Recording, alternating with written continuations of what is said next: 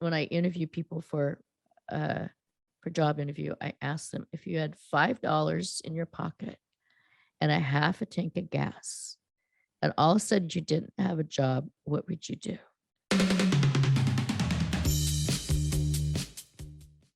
Hey, everybody. Welcome back to the How Did It Happen podcast. I'm so happy to have you here, as I am with every episode that I do. My job is to bring value, inspire, and activate greatness in you. And that is take that responsibility very strongly. And we got a great story to share with you today. First, I just want to remind everybody that my book, Ownership, How Getting Selfish Got Me Unstuck, has been out now for about a month or so, I guess, when you're seeing this. And the response has been really humbling and overwhelming. We've got, a lot of books sold, a lot of reviews on Amazon. And so I just encourage you, if you think that the book might add a little bit of value to you, pick it up, check it out, and let me know what you think. So now I'm going to introduce my guest today. And I've got Donna Loughlin with me. Donna, welcome to the How Did It Happen podcast. Oh, thank you so much for having me on your show. So let me tell you a little bit about why you should be as excited as I am about having Donna on the show. So Donna Loughlin is the founder and president of Loughlin Michaels Group PR. She's an award-winning entrepreneur, storyteller, PR influencer, and host of, get this, the Before It Happened podcast. Donna is known for her work with futurists and innovators, and being based in Silicon Valley gives Donna a front row seat into the lives and stories of the people and companies that are literally impacting the world. She's been a celebrated writer, and her work has appeared in publications like the Wall Street Journal, New York Times, Fortune, Fast Company, and a bunch more. And she's also been on TV, including 2020, Good Morning America, The Today Show, Ellen, Jimmy Kimmel, Jay Leno, and a bunch more of that too. I'm excited to get into to some of that. Donna has been recognized by what seems to be nearly every possible award. It's like a huge list. I wish I could go through it all with you because you'd be super impressed, but it would take the whole hour that we have. So I'm not going to do that. But most recently, she was recognized as a 2021 Woman of Influence of Silicon Valley for her work in public relations. You can learn more about Donna at either of these two websites, and maybe more. I'll give her a chance to talk about that later.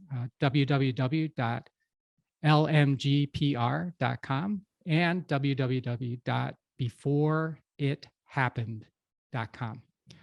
So Donna, I get started with every episode the same way, and it's with a simple question. How did it happen for you? Wow. Well, sometimes we don't know exactly how it happened. And I've taken a while to kind of reflect on going back to my childhood and being in the Valley, in Silicon Valley, before it actually was the Silicon Valley, when it was literally rolling foothills and agriculture, ranches and farms. And the harvest was the fruits of labor, which was, cherries and apples and prunes and apricots. And then further down the coast was the heartland of John Steinbeck wrote about, very prolifically in Grapes of Wrath. So being in the center of that as a child, was pretty innocent and kind of world. But as the Valley started changing in the 70s and ultimately became, quote, the Silicon Valley, and elasticized since then all the way to San Francisco and beyond, because I think the Silicon Valley doesn't really have official boundary, although some would argue it's San Jose to maybe Palo Alto, where the Hewlett Packard and the chip companies and before all the .com, companies came into play. So I think that innocence and that curiosity and being able to run free on a tractor and being able to sit up in a tree and eat apricots until you turn green, and all the places we might go if we weren't in this place called the Valley. And ultimately that curiosity led to many, many trips to the library, reading, and reading. I can't even tell you how many books I've read in my lifetime. but reading just was like a hobby. It was really more than a hobby. It was an avocation and wanting to write. And so by the time I was 8 years old, I was writing what I called penny books, which I would write short stories and I'd sell them to my classmates for a penny. Till the principal got ownership of that, and I had to return all the money into some type of donation box. Oh, And this, I think, well, was what launched my career of getting, stories. And so I'd write stories about people that I would meet doing errands with my father in the valley. And my father owned a publishing and print shop with his. It was a family run business, so it was a fairly big printing company. So they published and printed newspapers, magazines, and one of my uncles owned all the community papers. And so I would go in tow, and I would, see the reporting in action, and I would mimic it and go get my own stories. And then I would write these stories, and then I would sell them for a penny. So just a little bit of reflection as you share about your early years and the trucking company. yeah. And I could relate to that because I had that kind of same experience. And I think as we get older and our mind becomes more, say, populated with facts and information and data, we kind of forget the innocence of maybe the roots of where it started, right? And so I think my journey, in retrospect, it wasn't until I was in college and I was studying journalism and I needed to do a story on myself. Now, oftentimes you take a journalism course and then we write your obituary. This teacher actually wanted us to write our manifesto. Mm, And the assignment was to stand on a soapbox. And of course, I picked a soapbox and, in a speaker's corner in Hyde Park, London. I didn't pick a soapbox and, on my corner, newspaper shop. And that alone was because I read so much. Had I had gone to England yet? No. But I had this idea in my head. And when I got the paper back from the instructor, he said, "Wow, where did you pull this from? How did you get so much passion and illustrative content on my manifesto?" And my manifesto was basically is the art. It was the storytelling, was the becoming the art of becoming a storyteller, and why that was so important. And I had an Irish, Scotch Irish grandmother who was prolific in telling stories. And when I was, it was normal. It was normal course for me to hear poetry from Burns and just um, Emerson's essays and things that most kids don't really listen to. But I had this very large catalog of places to distill and pull from, and also association with languages. And that's the other great thing about this, that the valley in which I live in, it's always been extremely diverse in terms of the culture and the people who live here, because it not only because of the influence of agriculture, but also they had the gold rush, and then we had other rushes in terms of economic boom as it relates to the Silicon Valley. So I think it's interesting that we put concrete and buildings on some of the most fertile land in the world. But from that fertile land, mm. there's so many amazing stories. So just looking at the juxtaposition of what's happened and where we are now is still ignites my curiosity of the roots of the valley. But they also happen to be my roots, even though I've gone to more than 80 some countries at this That is point in my life. okay. That's really interesting what you just said there about the fertile soil. And so it being fertile soil for fruits and nuts, probably all kinds of things. And then I love the way you sort of, you didn't say it explicitly, but it's become fertile soil for ideas. It exactly. Right? Yeah, ideas. I mean, it's so I make a livelihood, and it amazes me every day how fortunate I am that I work with some of the brightest innovators and thinkers and change makers, and a multitude of category things which we can talk more about. But I think it is a very fertile place. It's like, have you seen the documentary on Muscle Shores? Sorry, Muscle Shores. I haven't. No. It's the recording studio in the in Mississippi, I believe. Should look it up to make sure it's right. But it's supposed to have a very almost sacred air about it for recording music. And it's where Aretha Franklin finally had her first outtakes that were the ones that made Aretha Franklin, and the Doobie Brothers and Creedence Clearwater and numerous other artists would go there because it had a very medicinal and almost healing place. And it goes all the way back to the indigenous people who lived in that area prior to being settled, by Europeans. And not to say that the valley is exactly that same, but it's similar is the only reason I'm bringing it up. And I think oftentimes we go on a journey like myself around the world only to discover that maybe where your source and where you're from isn't, is the starting point. It's not your ending point. But Yeah. like the Dr. Seuss book, Oh, the Places We Will Go. And I basically came back as a collector crab on my journeys, only to bring more stories to those who don't travel, who haven't traveled. And I feel like when you sit at a counter or you're in a local coffee shop in some small town that you don't know, it could be any place in the world, language, hopefully not language prohibited. People tend to have conversations and have a story about something, which is fascinating to me. Right.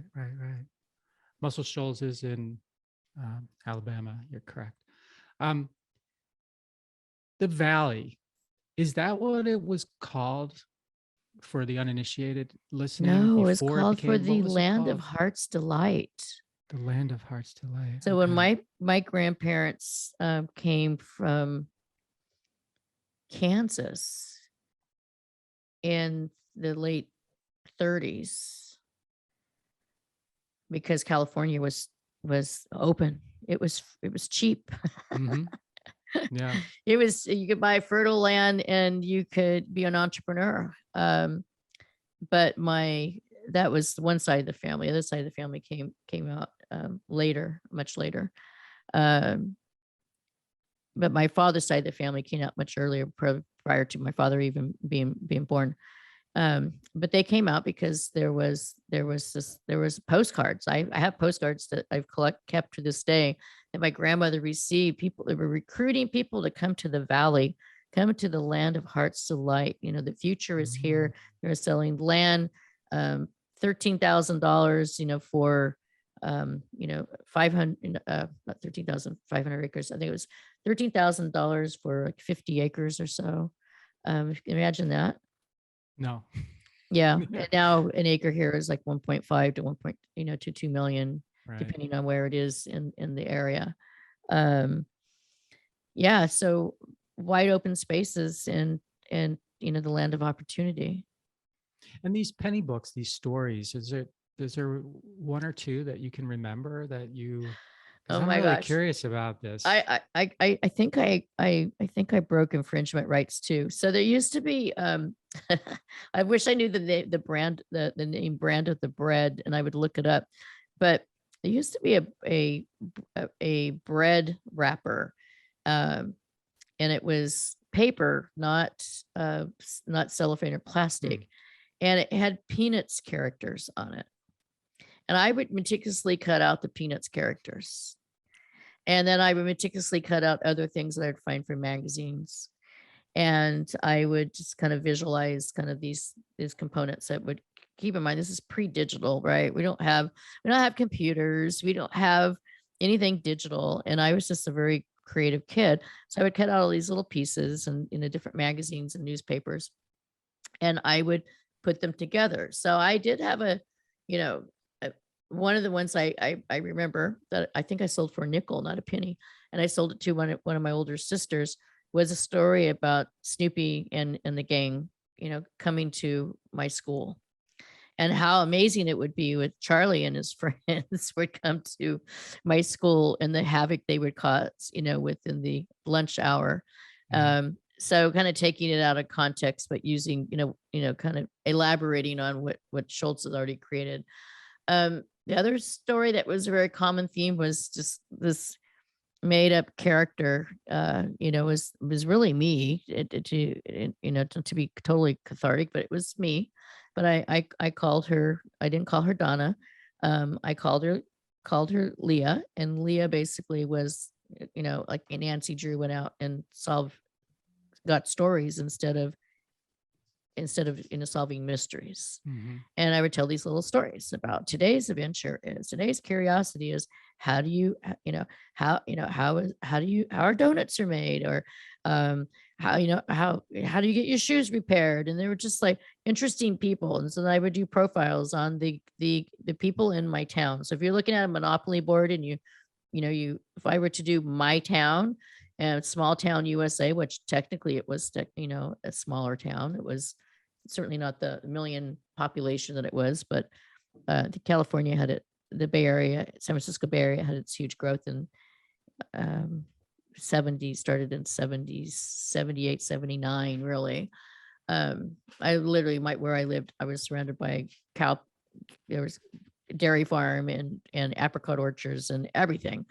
Yeah, so my book was basically me on adventures, and I would, Okay. this is my trip to the barbershop with my dad, which I thought was a um very interesting and opulent place that you typically, it was like a girl got to go into a barbershop, and the perspective that I had in a man's world, a sacred zone, a barbershop, Hmm. and what that experience was like, what were the smells and the people, and it was all really about creative writing for me. It was just a creative outlet. Yeah. So once I got busted, that project ended, and I think I just continued to write. You know, I can't tell you how many book reports and new books I would read and get extra credit just to write a review on a book that I liked, Okay. which means I'm going to have to finish reading your book and write a review at some point. Yes. Oh, thank you. I didn't even have to ask. That was very nice. Thank you so much. Um, the you use the word smells, and it made me think it's such a great word to like a great sense that you have of every place that you go into, but so infrequently, used. People describe colors, and they describe, what people look like, and they describe that kind of thing. But it's not often that someone leads off with describing the smell of a place. But if you describe the smell of a place like you did the barbershop, you know, like people can relate to that really, really well, probably better than they can a visual thing, because everybody sort of, I don't know, smell is sort of universal, right? It's Yeah, well, kind in of a like, barbershop, you have, Burma shave, and you yeah, have the aftershave is cologne, and there's, if somebody could be at the time smoking a cigar, or, something like that, yeah, right? So it's going to be right, really different experience than if I were at the salon with my mother, and the conversations are certainly going to be different. So the audio in which you hear, the soundtrack in which you hear, it's different. But I think that's one of the things I learned as I studied journalism and in a more professional realm, was that you need to use all your senses. You need to use your sight and your sound and your smell when you're doing things. It's no different than right, Lois Lane going out and to break a story. So, um, but I think oftentimes we put on blinders and we don't look at things. I mean, photographers are notorious for this, and so are artists in general, is that you look at the lighting multiple times. You go in the morning, you go in the afternoon, you go in the evening. It's never going to be the same. And hmm, so in telling stories, you have to look at things differently.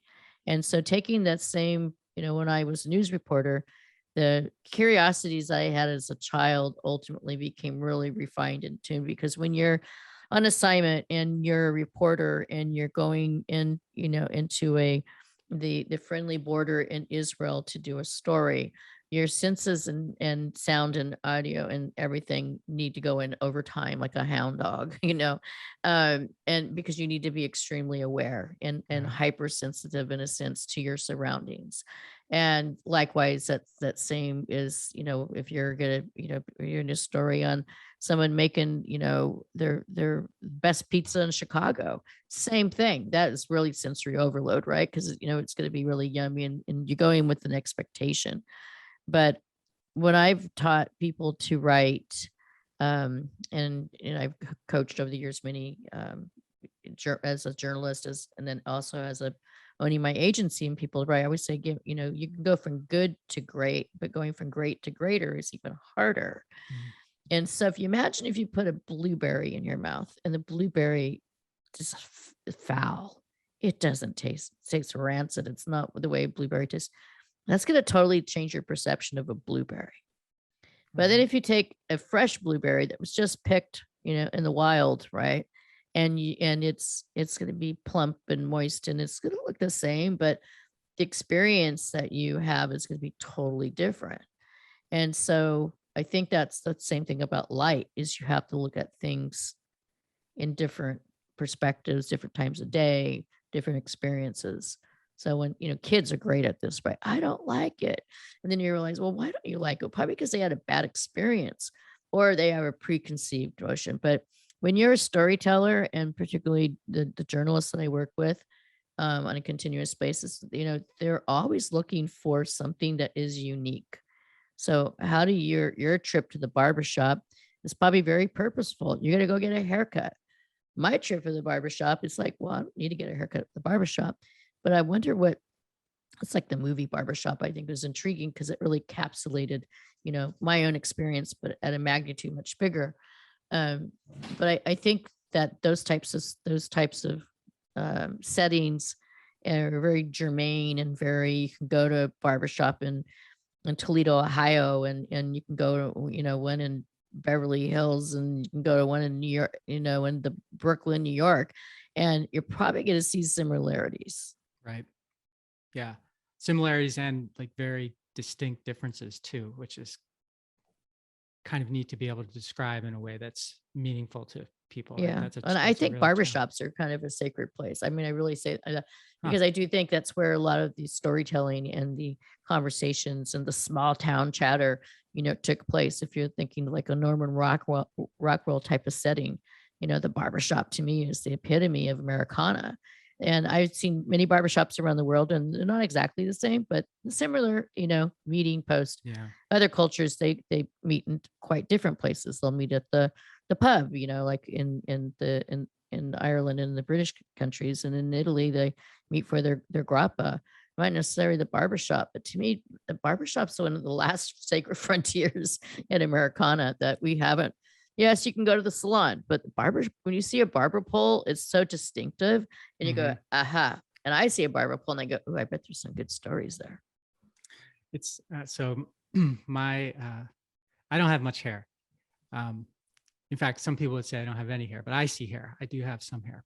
But for many, many years, I went to a salon because Kim was there and she would just spend a half an hour on my head and it was just a great experience because even though there wasn't much work to be done, she did, the washing it and doing all this stuff. And it just made me feel good about going there.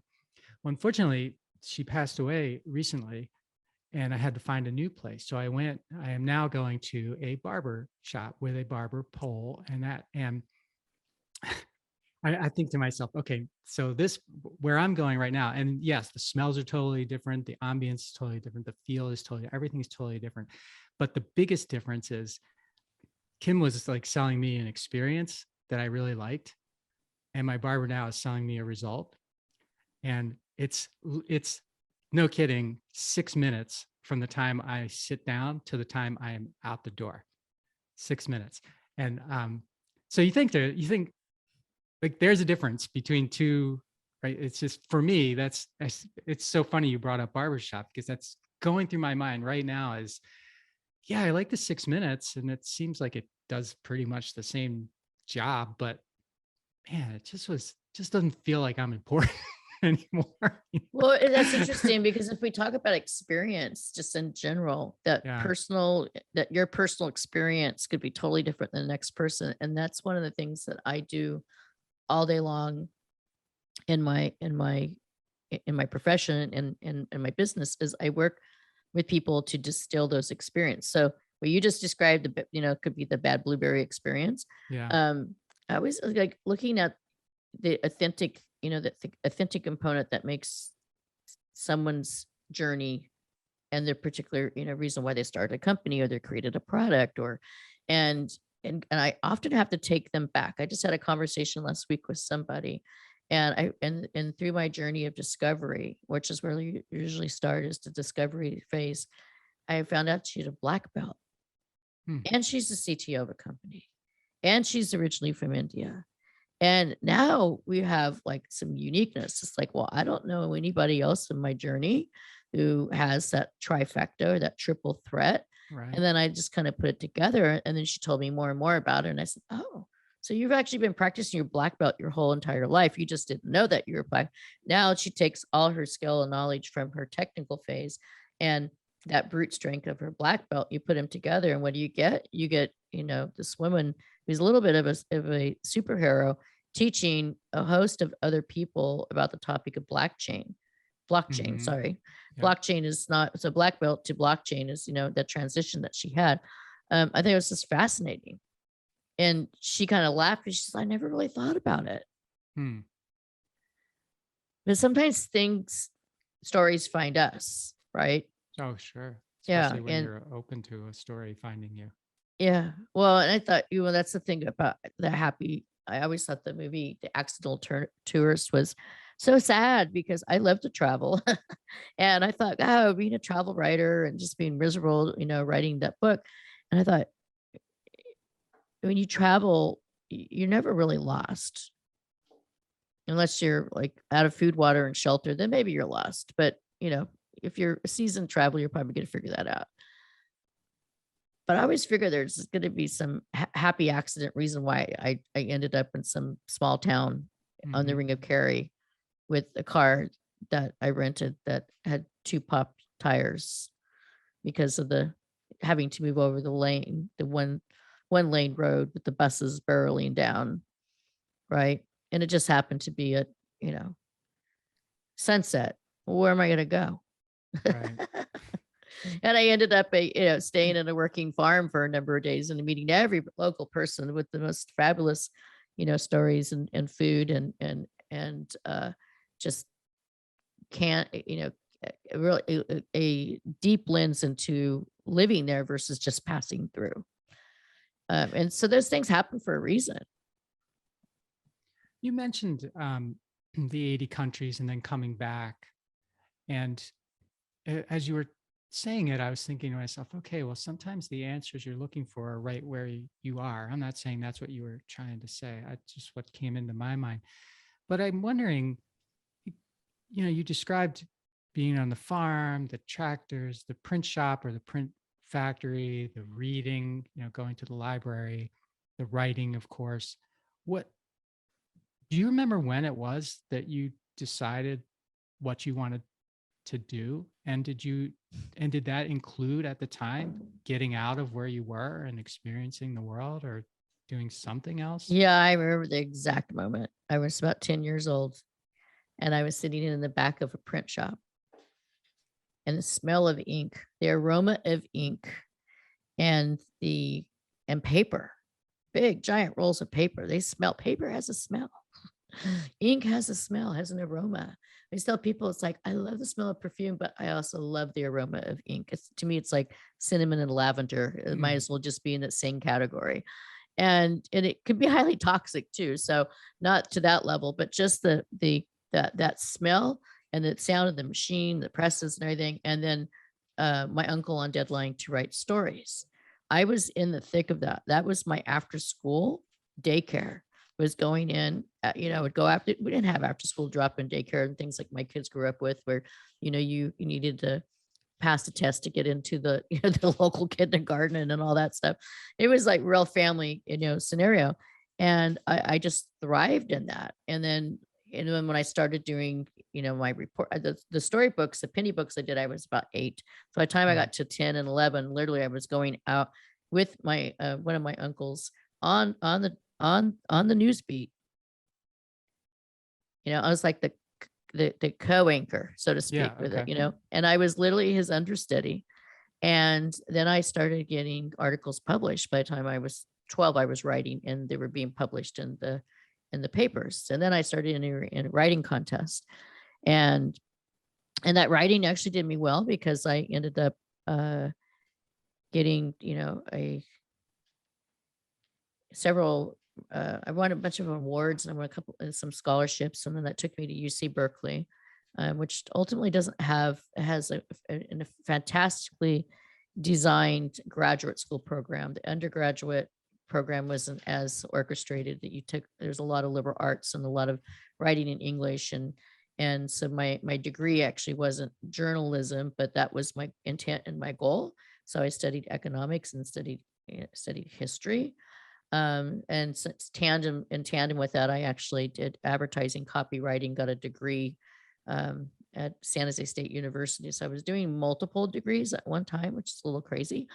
But I did that. And then I went into the real world of editorial, which was going from the community paper to the big boys newsroom, where I say the big boys news because there was no women in the newsroom. And the only ones that were in the newsroom were actually the secretarial. We didn't even use the word editorial assistant yet, but I had a magic weapon.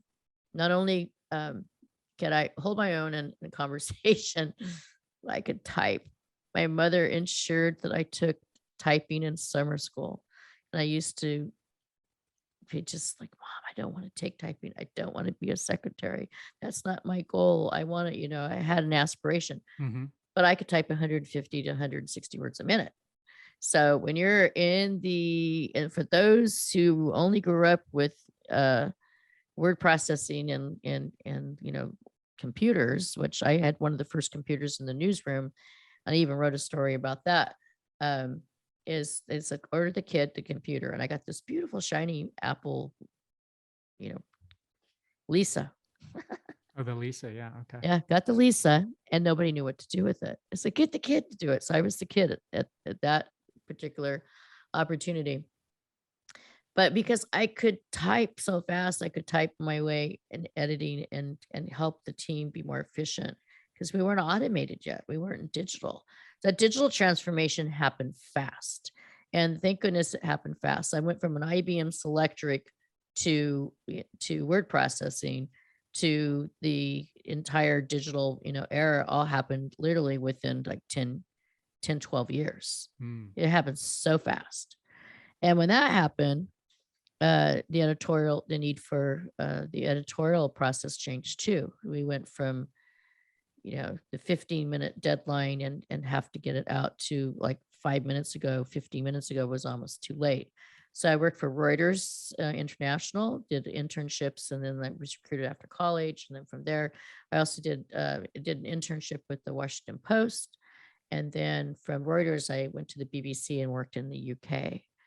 But the thing that was a common thread between all those was the storytelling, the narrative. Even the people that I worked with had so much information and had like 20 years prior experience of being a reporter, and the stories and the process and kind of the investigative journalism that some of them were really skilled in. That I just became a sponge. And so the college degrees are great, but that really wasn't my real educational, knowledge background came from being literally on the streets, on the beat, from my uncle to like Pulitzer Prize winning writers, and to be able to say, wow, I think I actually found my spot. But what ended up happening as I got going in my career, I went to interview a particular, nobody famous, but I went to interview it could have been famous, but a company got acquired. Went to do an interview, and the founder CEO of the company told his head of marketing to go hire me because I didn't ask him the same old questions that everybody was asking him for an interview. And so she sought me out, and I said I was really flattered. I was working on the story. I was really flattered. And she pursued me for a couple of weeks, and finally she called me and she says, "How much do you make over there at the paper?" And I thought, well, that's a pretty nosy question. You don't talk about that, right? Because you don't really talk about, you don't swag that around. That was way before, it was probably 5 years before the dot-com bubble. Anyway, so she persuaded me to have a conversation with her, which I finally did. And when I told her, I was so I was so humble and probably not very strategic. I should have given her a range, but I gave her my exact figure, and she laughed and she says, "Oh my, we could do so much better than that." And there I was. Next thing I know, taking a position, in a company, a tech company, leaving my corporate world behind into this Mm. tech world. And one of the things that was really humbling about that is I really didn't know anything about tech. But what I did know was to ask the right questions to the right people and navigate within the company to get the right content that I needed to write articles. And then eventually that led to going into their PR, the public relations department, and Mm. which was Okay. fascinating because then I found out, oh, I used to think, oh, those PR people, they're the ones that make everything up. I just report the facts. Then I found out the PR people all came from journalism and were the opposite side, and they knew how to collect data and content and create stories. So that was another like pivot for me, of the realization, like, wow, you know, I think I belong here. Mm. That's funny because so it would be easy for you to reject it, be like, oh, this is, PR is non-serious, journalism, I suppose. And instead you, you embraced it. You saw that this was something. Yeah, there's something really interesting about the valley. There's a man that's quite famous, at least in the valley, by the name of Regis McKenna. And Regis came out um, from, I believe, from Pittsburgh. I'd have to qualify that, but I think that's where he's from. He came out in the '60s to the valley to do marketing because the young companies at the time were like the HPs and the Mm. um, and Food Machinery Corp, FNC, that was doing defense contracts and things like that. And I think General Electric and those types of companies were here in the valley. Kind of really old school, type of company. IBM, I think, was coming out west by that point as well. But when I read his book, I thought it was fascinating because he came out to a an era of ranching and was the primary industry, and the tech component was just beginning to rise, and the term silicon was just beginning to be used, and Mm. it wasn't something that was used. So if I were to, have an opportunity to kind of go back to the future, sort of sense, I think that would have been really interesting because I think I probably would have been jogging alongside Regis McKenna and my curiosity. And but ultimately he created a template and kind of a pattern for companies to go to market smartly. And so there was a lot of research and a lot of analysis, and he hired a lot of strategic thinkers and editorial people to work for him and his practice that he created, which was it was called Regis McKenna, just his name. And so I always respected and looked up to that model and was taught that model in numerous companies in the valley as being kind of like the gospel according to Regis McKenna. This is foolproof. This is what works to market. You apply that into a different generation and you put it in, go into the .com era and everything's digital. It was that template accelerated times 1,000. And then you put that same methodology and you put it into the hands of millennial, it's not going to operate the same at all. It's going to be very different. And so that's one of the things that I've learned in my career is being agile. I always tell people, in my profession, you always have to, and why I stay in it is because it's constantly changing. Technology and innovation is constantly changing. There are a lot of other vertical markets that fascinate me, but they're not evolving and changing as much. So this last year alone, if we look during the pandemic, the last 2 years, the convergence of things that are happening in the rate in which they're happening has been escalated. So smart homes, smart cars, smart everything, right? And the the the fact that you're taking, years ago I was working with security companies, but then security is kind of like we just expect it. You're talking about your experience. As consumers, we kind of have a certain core set of expectations.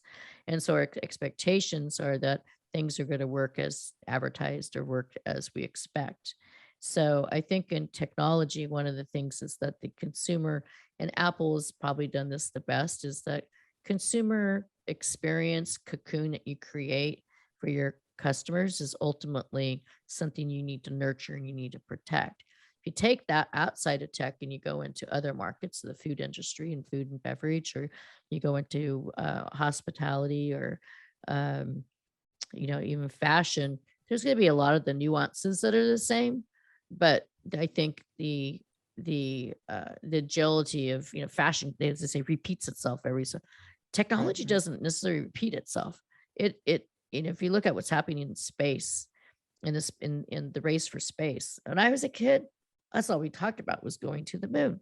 Now who's talking about going to the moon? Yeah, Because no it's one. We're repeating just itself. And like, if, we got Elon Musk, and we have Richard Branson, and like kids in the candy store, like we're going to the race to go to Mars. But the advancements in technology is the huge enabler, not necessarily sure. the science part. Yeah. Let me back up 1 second because I wanted to, when you said that typing 150, 160 words, which is a lot, was your magic weapon. I wasn't sure I got why. Was it because you could do more work or people would rely on Oh, you to help them? Why was it a magic weapon and I how could did you help use it? editors make their deadlines faster because I was then Wow. the copy editor, and I could basically do the copy and I could type it faster and get it out to go to press. Okay. So then the next component of that was being really clever and changing headlines or Mhm. tweaking a couple of things. And I had a particular uh, managing editor who was from Israel originally, fascinating person, and which she would give me my articles back. They came back. I might say the first few months, just bleeding red. Mm. There was no, there was no black ink. I learned not to like the smell of a red ink pen. And I'm like, I just look at these and I have to figure it out. Like all these changes and edits, but do it quickly and professionally and stealthily. And that's when I just said, okay, I'm just gonna this is the challenge. I like a challenge, but this is literally I have to get across this threshold, right? If you're really gonna make it, you gotta have to not just, you have to be able to show that you're an editor and a proofreader and a copy editor and everything. You can't, Okay. it's like a casting call. You can't be offended that you're too tall, you're too short, you're a soprano versus an alto. You can't, right? And so you just do whatever it takes. So that was one of my do whatever it takes, was like using my typing as a weapon to help the team accelerate faster, which helped me, move into the next job. I like that. Use what it takes. Yeah. If I did a typing test today, I don't know, on my HP here, I would say I'm probably a rusty 125. Okay. Still very speedy, I think. My my But my my yeah. my kids, they're like, and I've noticed a lot of people who I've had over the years on my team, they don't have the proper hand placement on the keyboard. They kind of Uh, peck. And I thought, man, that would never work in the newsroom. You have to know how to type. what's your opinion or belief about what journalism and reporting is now versus what it was when you were, waist deep into it? But there's I'm still waist deep in it because I work to close my clients and get them in the Okay. news every day. So Okay. no 2 days are alike. I mean, I've had an article placed in Bloomberg and Wall Street Journal, USA Today, and Popular Science, and Maxim. I mean, I kind of all over the place.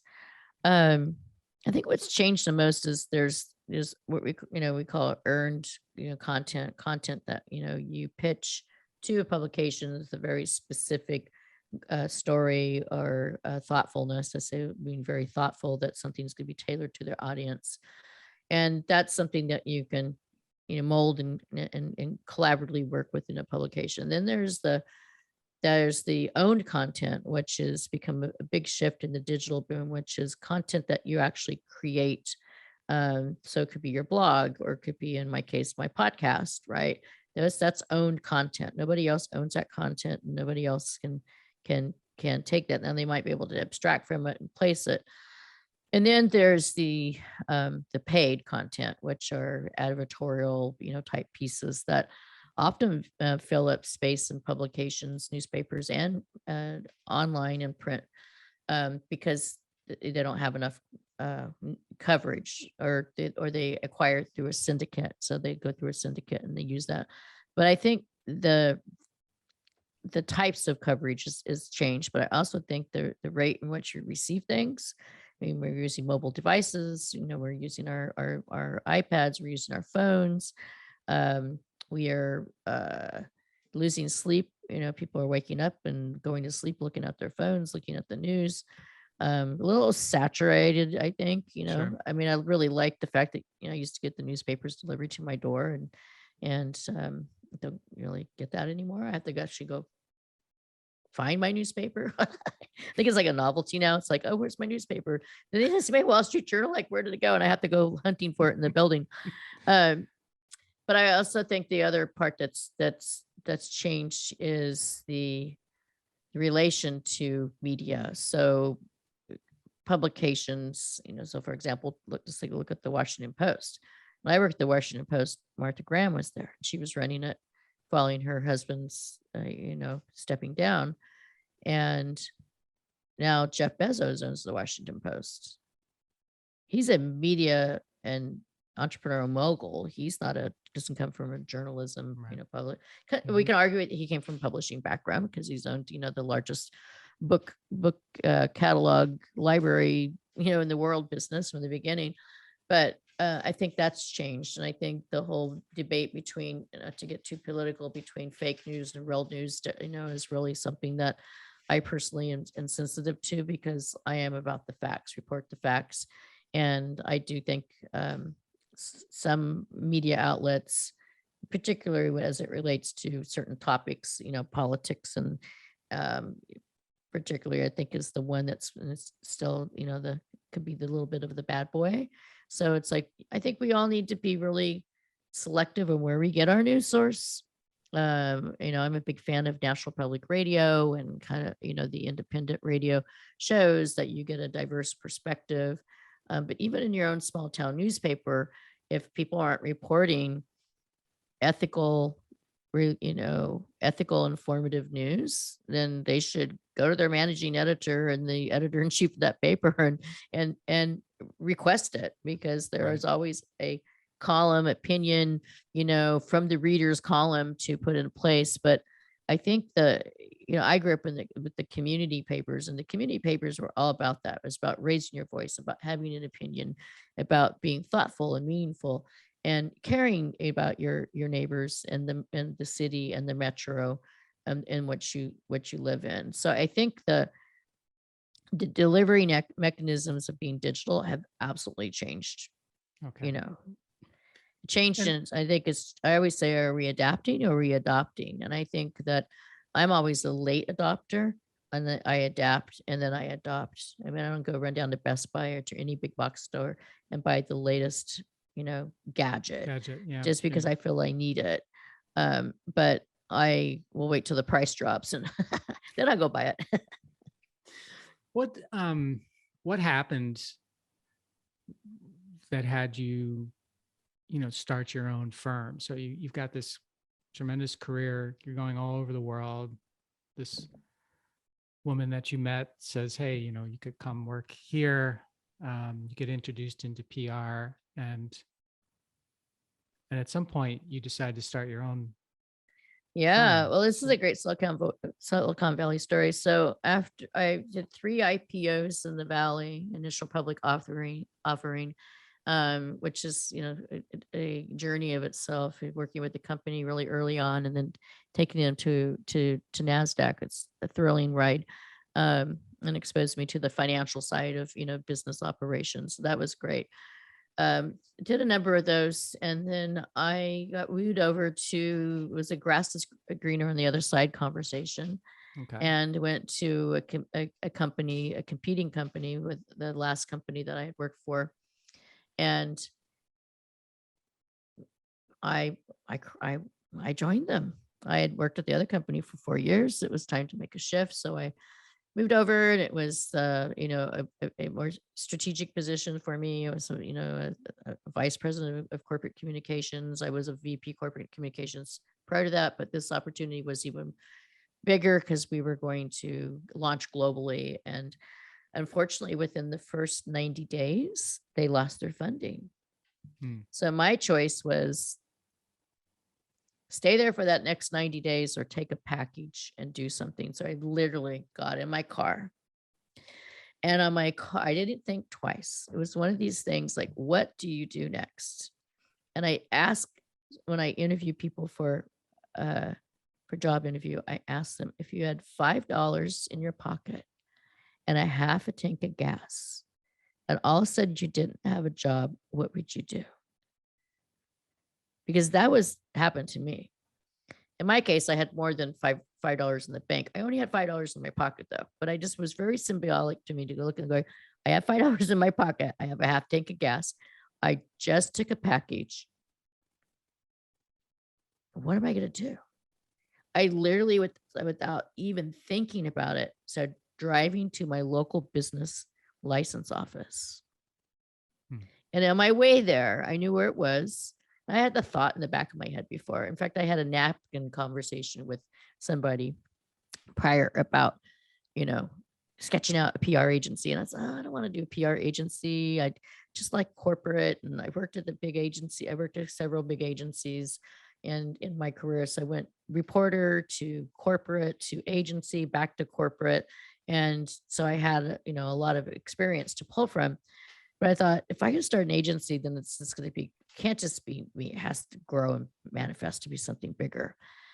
And I called 3 people. I called a venture capitalist, and he says, I've been waiting for you to do this for a long time. I have a couple of prospective clients for you. Can you show up tomorrow at 10 a.m.? The second person I called was a former news reporter that I worked with that had gone on to another publication. And he said, finally, we're going to have somebody that's doing public relations that can actually sell me a story. Or not just tell me a story, but sell me a story. And then the third one, I called my old employer to say, hey, it didn't work out for me. And unfortunately, but I've decided I'm going to go out and do my own thing. They hired me that minute. To work with them. Work with them back as a consultant. So within 24 hours, I had 5 clients, and I was making more money than I was in the prior job if I had stayed there for a year, even with the severance package. And when I got to the business office, the business license office, I remember looking up at that, this big board, and it was handwritten. It was weird. It wasn't even like electronic board or anything. And it was just kind of a handwritten board of the business licenses that one could get, and then their code next to it. And I looked at it and I thought, well, I'm not a hairstylist, and I don't do nails, and I'm not a mechanic, and I don't drive a tractor. And it was and I'm looking, I'm like, there was a category that said other. And I said, I think I fit in the other category. And I had this kind of funny, little quirky conversation with the women at the desk. And I had very quickly think, well, I knew what I was going to do. I just didn't know how to quite put it all together. So I didn't have a business plan. And so I got back in my car with my license that incorporated basically, using, the Lawful Michaels group was literally like, then that's circa, 2002. Yeah, almost 20 years. Yeah. Launched right there with a little bit of bewilderment, going, I just got to do this thing. Right. And then from there, evolved into, looking 20 years later. I remember when I hit 5 years, I thought, oh, this is awesome. This feels good. 10 years was like, wow, look at all these amazing companies. At 20 years, I can stand back and say we've launched more than 500 companies and so many markets that were just like the imagination and the to use a Disney term, imagineering and the innovation from the people that I work with.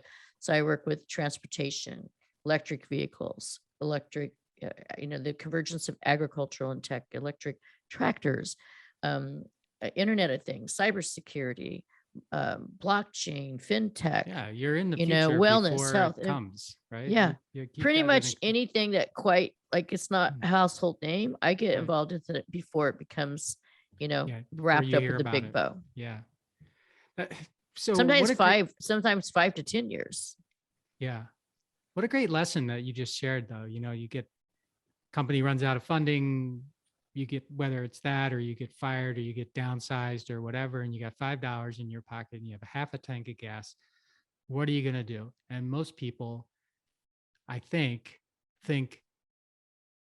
I'm nothing without what I've done, instead of I am so much because of what I have done. Now I have the opportunity to put it to use for myself. Yeah. Right? Well, what would That's what you do did. if you in that situation? You have $5. You're like, okay, I can go buy lunch Yeah. and just think about it. I can go buy a cup of coffee, maybe now. I could just go for a ride, I could go buy more gas. I mean, what are you gonna do? It's such a great question, and such a great, what you ended up doing with it is such, it's really, Well, and it's also is that like who you gonna call, right? And so I had to think really quick, like you are gonna call. And I think after the fourth person I called after all that was my mother saying, Mom, I just started a business of $50. My business license was $50. And I just remember just that was like something was about to change. But I really didn't know the magnitude really of that change. But I get it now because I work with so many like founders, and that founders drive that you just end up putting your back into it. Sure. You put 100% into it and you don't look back.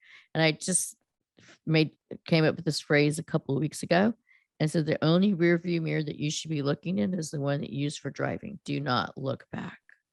Just keep on going. So two things I want to ask you about before we wrap up here. The first is you're the first person that I can remember on their LinkedIn under education having Skip Barber driving school and the Bondurant high performance racing school. So Yeah. I've been to Skip Barber, so we have a casual What'd you connection think? there. Oh, I had a blast. It was phenomenal. But I have never thought to list it on my education. So Why and not? you did, right? That's what I want to It's hear so about. badass. Yeah. Was Well, I did a lot of it. I didn't just do one tour of both. I did both a couple of times, but no, I actually didn't just take the school, but I raced. So I started out with go-karts and then go-karts and then like Lewis, and started up with go-karts, and then that led to, Derby, and then that led to Formula One. I've always had I don't know why. But I like fast cars, trains, planes, automobiles. I'm one of 4 girls. So my father was constantly taking us to the transportation things, fly-ins and all that. And I was the one that I was just, I could tell that is a Ford. That is at a Ford. That's a Ford F-150. That's a Dodge Dart. That's a Plymouth. You could used to be able to tell the sound of a car. Now I can do it. I do it with planes because the piston airplane, which is something I do now, is fly. And I can tell you the model of a piston plane. Like, just from the sound. Yeah. Do you fly those kinds of planes? I do. Because those are single engine planes, right? Yeah. Okay. Yeah, another way to go fast, but in the air. And so that's something that I was always exposed to growing up, but I didn't pursue it till later, in my career, because can be quite expensive to do that.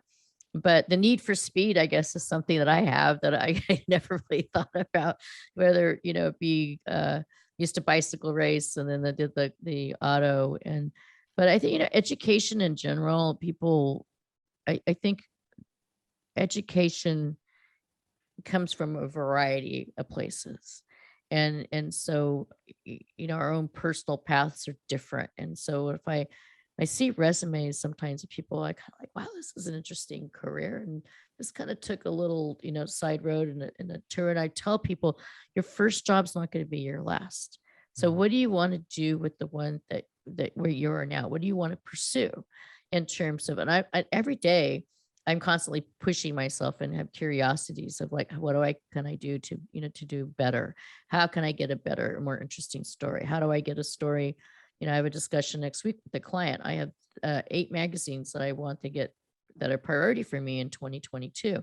How am I going to get them in those 8 magazines? Do we meet all the requirements? Can we create those environments?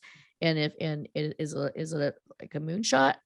Or is it a long shot? Because moonshots are actually really doable. Long shots are like, maybe not in 2022, but maybe in 2024. But helping companies do their moonshots over and over and over again is something I personally find great pleasure and joy. And I still squeal when I get the ink to come out on a client. And even though it's online typically, I could still smell that aroma of that ink and the flurry of the newsroom the same day I did way back, right? And I try to explain that to younger generation. It's like, oh, it used to have a smell to it. Oh, that's so funny. Well, So Donna, that my whole yeah, before it happened, you know, podcast was created because I have collected, like I said, a collector crab, not just all these great stories. And I do have a number of my clients or former clients that are part of the podcast, but for the most part, they're not. mm, And just mapping out the next year's season, um, the first we have 50 episodes, and right now we know as of now, our first 20 some guests are not existing or prior clients. okay. So being able to create and a list outside of my own network and realm is something that's really important to me because I want to be able to show that the quality and the content is growing, and I personally growing. I don't know about how you, Yeah, but your podcast, a podcast journey is a growth experience. It's a lot of work. yeah. It's for me, it's like an education. So my curiosity allows me to do it, and then the people that come on give me and everyone that's listening a fantastic education. And So you're gonna learn to fly um, now? I'm I may I don't know. I'd have to think about that a little bit, but You have a um, lot of stuff to do at the same time. yeah, It's like when you get into a cockpit of a plane, and the first thing you're like, you're right. But the beauty of a small plane, whether it be like a Piper or a Cessna, is that it's has this really old school steamer trunk dials, and you just it's I don't know, it's very kind of romances me. It really has like a romantic, type of allure. If like you have to learn to tell the plane to do something. mm, okay. It's not digital. It's It's like not good to tell you what to do. Somebody with ADHD should not be in the cockpit. But if and as I've had several conversations with people that say, "Well, no, but you can jump out of them." I said, "Yeah, go ahead, jump. I'm not going to jump. I want to know my control of the plane. I want to be able to say when it goes and where it lands." But I think that's one of the things that is great about transportation is in general because it takes us places. And if we tie it back to where we started, if you actually want to tell great stories, then it's good to get out of your comfort zone and go places. for sure. Well, Donna, thank you so much for joining me today. It's been so fun to talk about storytelling and talk about smells. We talked about smells a lot, and your magic weapon and all the other things that you've experienced from um, the land of heart's delight now into now what is now Silicon Valley and the fertile soil. And we just covered a lot of really cool stuff, and you have a very unique way of um, telling the story. And I think everybody is listening to this podcast should think about their own personal story. I think, what makes you relevant, what makes you unique, and what is that thumbprint that you actually can deliver into a conversation, whether you're a student or you're, professional, or you're looking for your first job. Right. Is use your own, the same way I was given the opportunity to write my manifesto. What is it that the difference that I want to make in the world, and use that as, as being part of that exercise. And I think it's a fun exercise, and it's one that should be agile. Like I feel like my career and what I do, and the responsibility that I take on for my clients, and ensuring that I keep them agile as well. And we should look at that going into 2022, you know, and take a look and say, what is my unique thumbprint? What is that story Mm. that I can tell that's going to, make me stand out? In your case, you wrote ownership. And so, I think that's another example of that. It's definitely a step. That's for sure. A huge one. Yeah. Well, it's been so fun to explore your story. Thanks so much for coming on, and thanks for all that you're doing to impact your clients and the world with your podcast and everything else. Well, It's thank been you. really Yeah, great. before it happened is a labor of love, and you're going to need to come on so we can break down ownership. Yeah, let's do it. I'd be happy to be one of the 50 or whenever you'll have on next year, or whenever. Maybe I can't make it next year. Then in 2020, I'm gonna maybe call it I the would I'm gonna call qualify. it I'm gonna call it the Nifty 50 list, because there's Mm. magazines that do like the 30 under 30, and the 40 Yep, under 40 40. under Nobody 40. does a Nifty 50. So I'm gonna create the Nifty 50 list, which is the Okay. 50, the hallmark of the 50 who matter. Oh, well, if I could be on that list, that would make my year, I think. So Fun, right? thank you. Okay, thank you so much, Mike. Thanks for listening to this episode of the How Did Happen podcast, where we believe that success doesn't happen unless you make it happen. You can subscribe to the podcast on Apple Podcasts, Google Podcasts, Stitcher, or wherever you like to listen. And while you're there, please rate it and leave a comment as well. I'd love to hear your thoughts about the show, ideas for future guests, or whatever you'd like to share. And of course, you can always find me at mikemalatesta.com. See you next time.